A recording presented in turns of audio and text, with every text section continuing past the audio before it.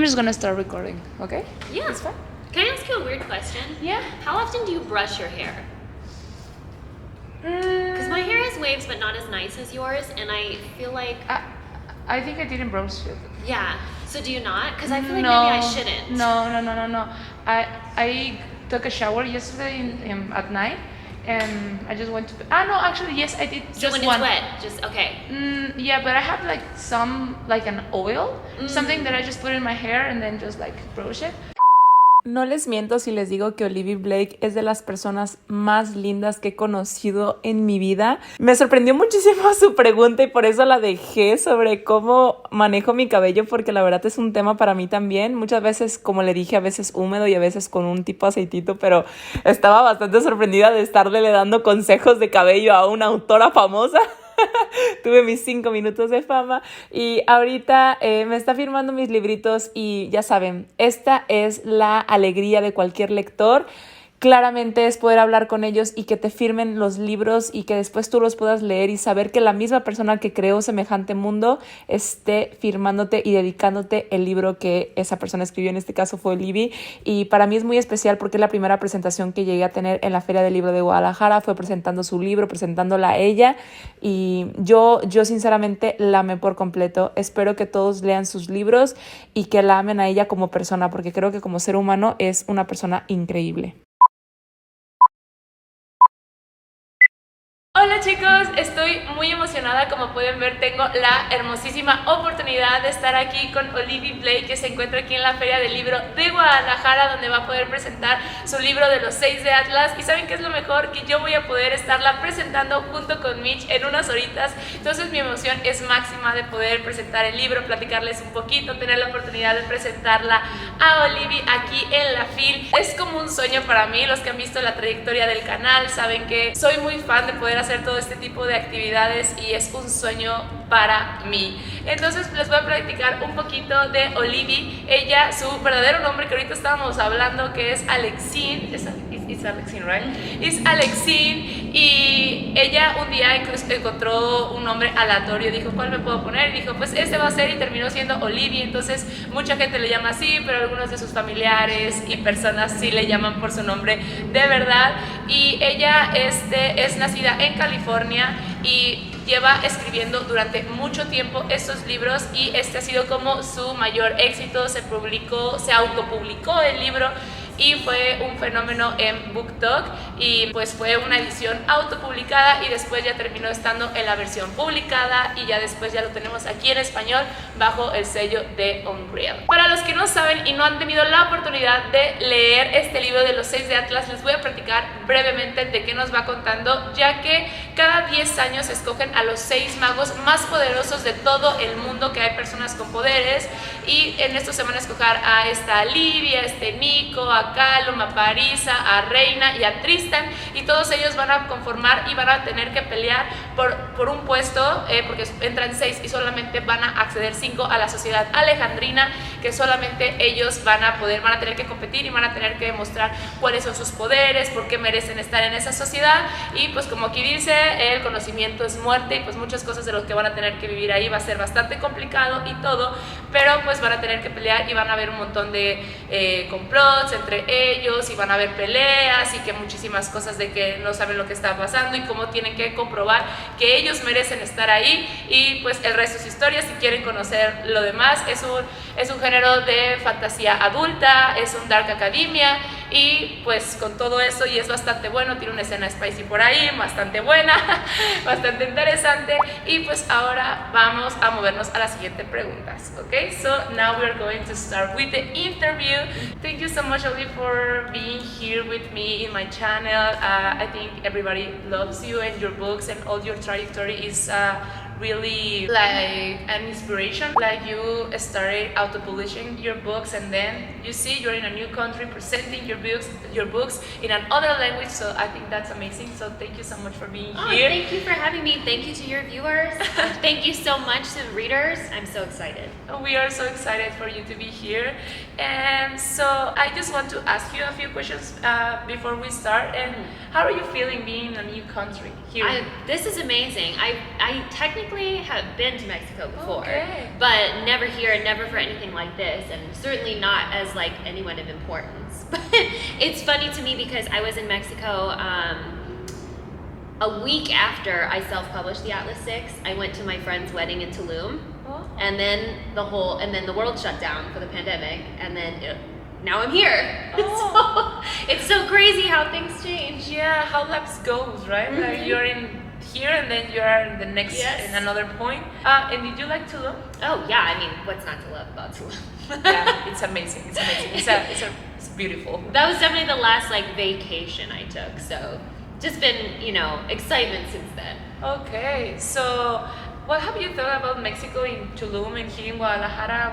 What was your expectations before you came and then being here? Oh, well, I didn't really have any expectations, but gosh, the people here are amazing. I've gotten to meet so many people. People have recognized me, which no one recognizes me at home. So Really? yeah, no. Well, I'm just an author. I'm just like, No, I I write think it's books. important. I think it's important. Like it's like you're famous in the world.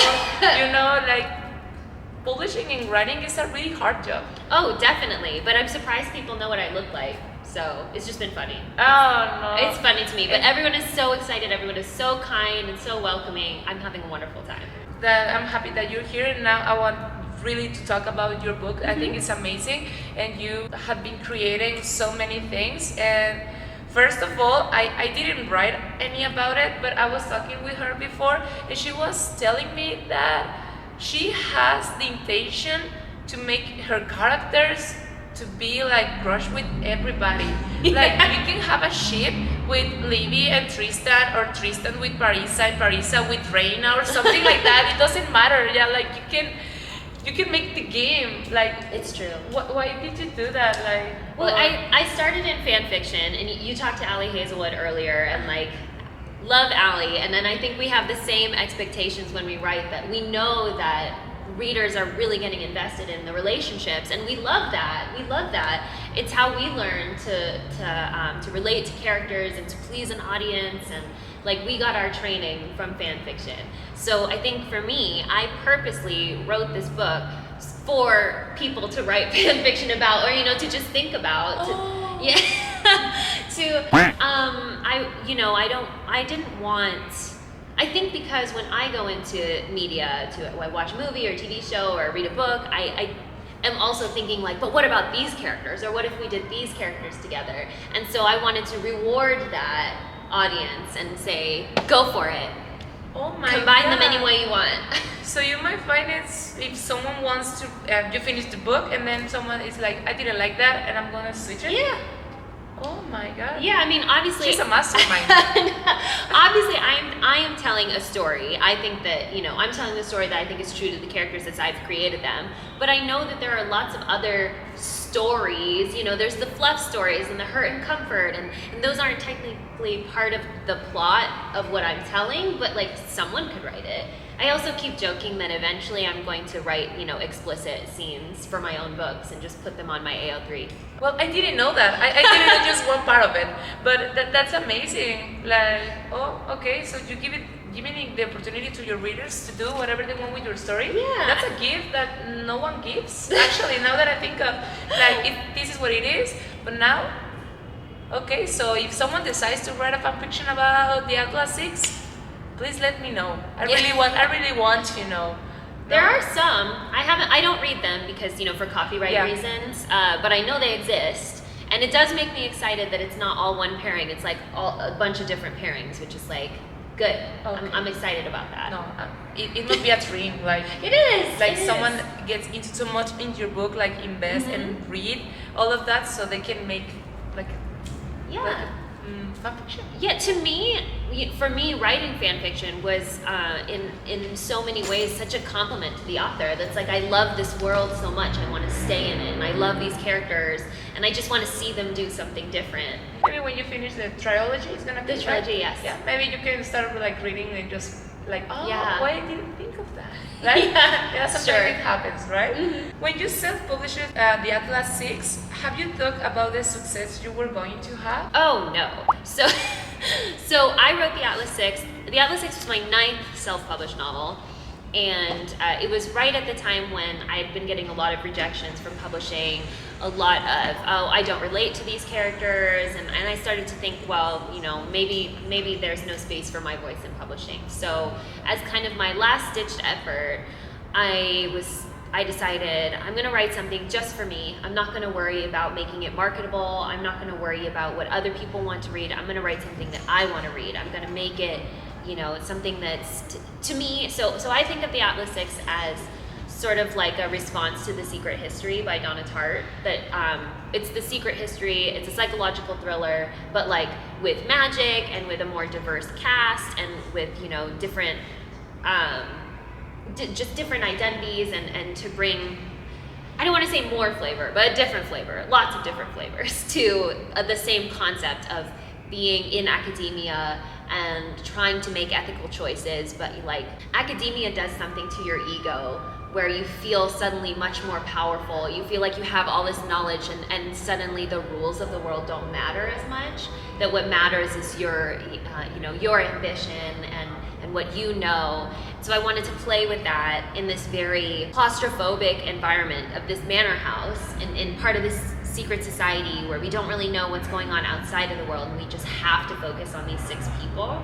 So I wanted to talk about, you know, lost knowledge, stolen knowledge. There's a lot of like, you know, colonialism and imperialism criticisms built into this, the way that power corrupts. But I also wanted to do it in a way that was fun for the reader. So something that was kind of like when you watch reality TV shows and you just like are watching for the characters and like, oh, who's gonna be with who, and so I wanted that like feeling of making you turn the page, but also in this world that was much more complicated. Yeah, I think you did a great job because the book has 6 point of views. You have the what they're thinking at the moment, and then you switch, and then you're like, oh, they like each other, and then they switch to another pub, and then no, they do not like each other. They are pretending, and that's really cool because they are trying to fight for a position in that society, and they need to prove themselves, right? Yeah. So it's good. Like everything is a chest in the book. Like I think you've been playing. Like I think you were writing the book, and then you have like a mark or something, and then a chest, and here is Tristan, Parisa, and all of them, and I'm like, I'm gonna start moving them. Like, yeah, it's amazing. Like, well, definitely there's a scene. If you've read the book, you know which scene, the Tristan, Parisa, and Libby scene, where they just have a casual conversation together. Very casual. But that scene is actually so important in terms of the magic too, because something happened, like what happens after that scene wouldn't have happened if it, so I appreciate that, like, it's a constant manipulation, it's a constant power play, that those scenes like that, they're not in there for no reason, because it really does change people. So yeah, I'm really interested in psychology, I really like physics, and I just wanted to put all of this into... When you received the news about publishing the Atlas 6 with a publisher, how did you react? Like I made it. Like you were saying, it was the 9th book, so you were like, yes. Yeah. Oh yeah, it was amazing. So first, the book went viral, and I had just had my baby, so I wasn't really like, I didn't do anything to make it go viral. I wasn't even on social media because I was so pregnant. So it went viral, and then I called my agent, because at that point, so I wrote the Atlas 6, and then I wrote my book, My Mechanical Romance, which is my young adult romance that I wrote under my real name. It is also coming out in Spanish, but I don't know when. I know that it is, though, at some point.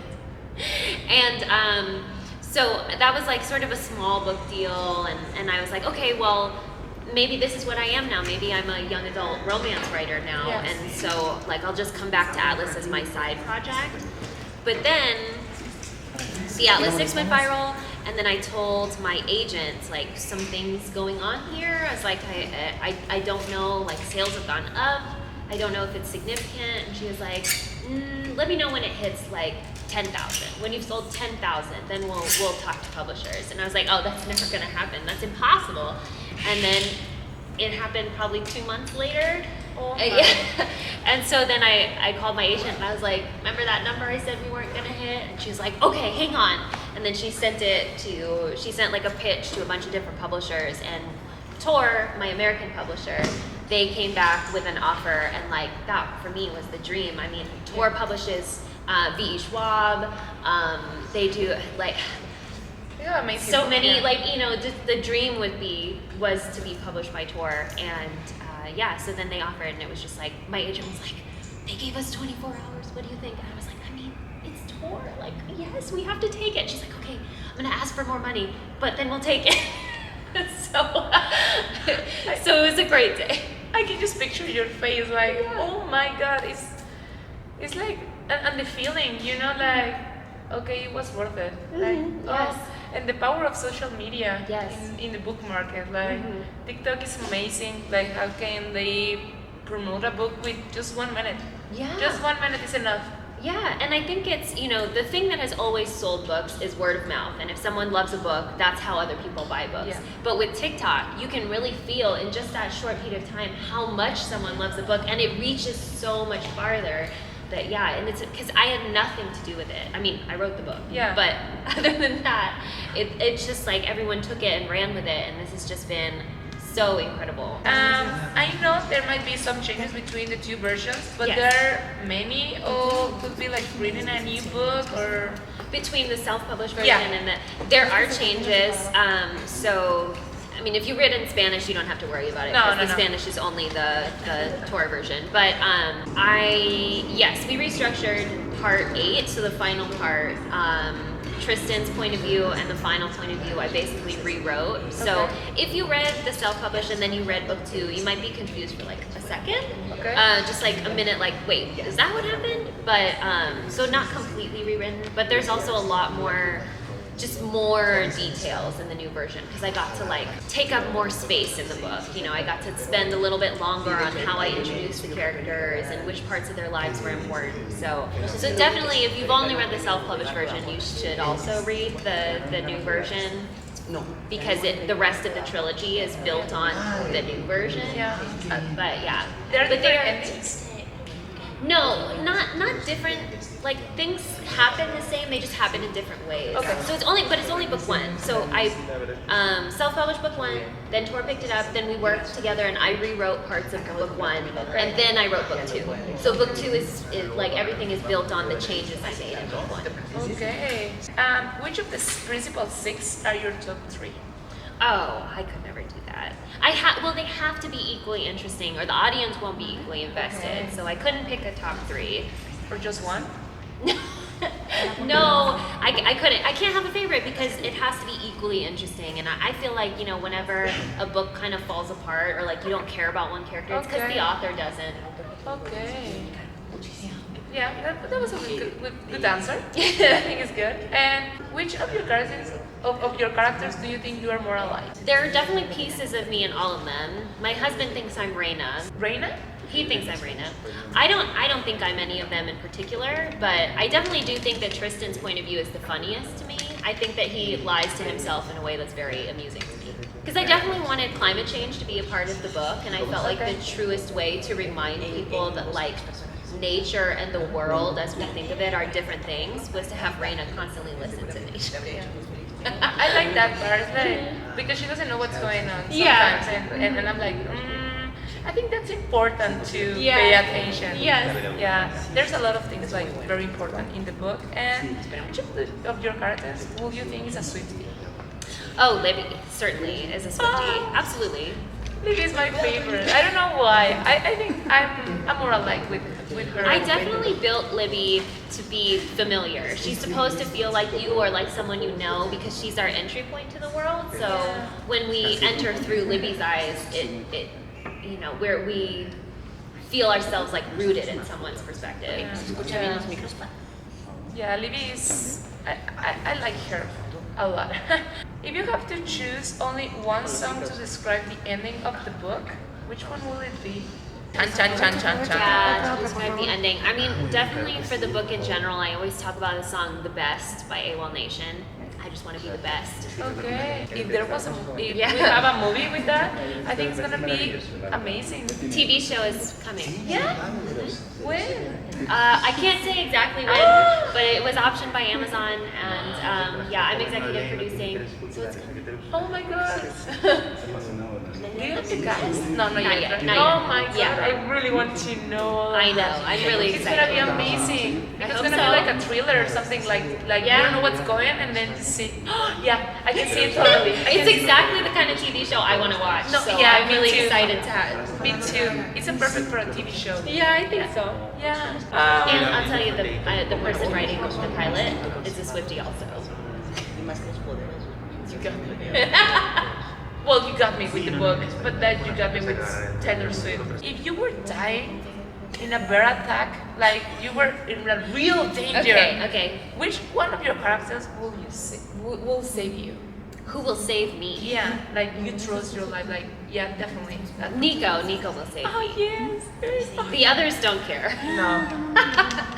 and that's so curious because at the beginning of the book you're with Nico and he's like, what? It feels like he doesn't care of nothing at all, and then you start reading his point of view and he's so lovely. He is not just like I'll get used to people to hurt me, and I'm just like I pretend I don't care. But if you have Libby, Reina, and Parisa with you, which one of these three will be more likely to be your best friend? I don't think Reina or Parisa would want to be my friend. I think it would be most advantageous to be friends with Parisa, but that depends on me being useful to her, Okay. which I don't know that I am. I don't think I am. So Libby. Why? Where do you think you are? Well, in this scenario, I don't have any magic. Parisa's Oh, like, okay. I don't need you. Oh, okay. I can't yeah, even yeah. offer her like fashion advice. No, she's fine. She doesn't need me. No, yeah, you're right. But Libby and I can like we can we can talk. How long did it take you to write the Atlas 6? So I wrote I wrote a book, put it away for a couple of years, liked the characters, so kind of just stole them and put them in a new world. And then it took me 8 weeks to write. 8 weeks? Well, I was only self-publishing. I was just trying to, always write books, release them, write books, release them. So yeah. Oh. Do you know already the ending of the trilogy? I do. Okay. Book 3 is written. Yeah? Yeah. It's really coming out. January 2024. Okay, yeah. Yeah. So a little bit of time, but it's only because book 1 to book 2 was only like 6 months. It was really, really tight. And then, yeah, book 3 is coming, and most people survive. Did you just hear what she said? Most of people survive. What? That's good news. What if I was like some of them? Oh no, it's gonna be a. Oh no, I'm scared about what you're gonna do. It'll be fine. If you could go back to that Olive who first started writing the Atlas 6 or your first book, which advice would you give her? Definitely my advice is when you feel that passion, when you feel that inner voice that's telling you that something is the right thing or even the wrong thing, you honor that voice.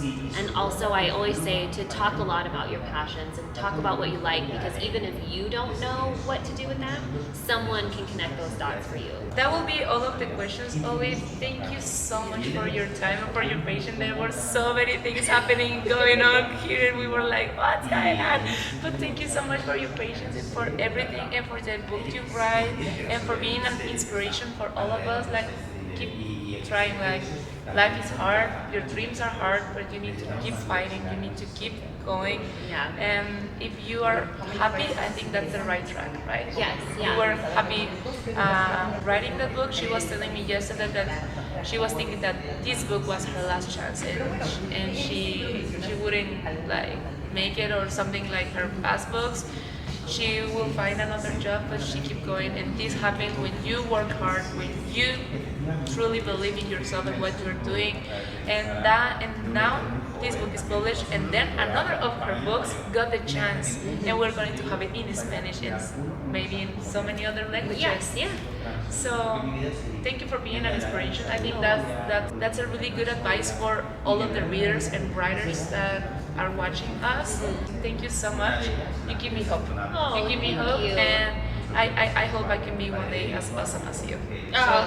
You already are, Oh, but thank you. And thank you for watching, and I hope that it's useful. Thank you for having me on your channel. No, thank you, and thank you, Ediciones Orano, for giving me the opportunity to interview Olivie Blake. And please, if you haven't read the books, you don't know what you're missing. Like, with all of what is happening, that book is amazing. The ending, please please, I need to talk with all of you about the book. So thank you so much, and I'll see you next time.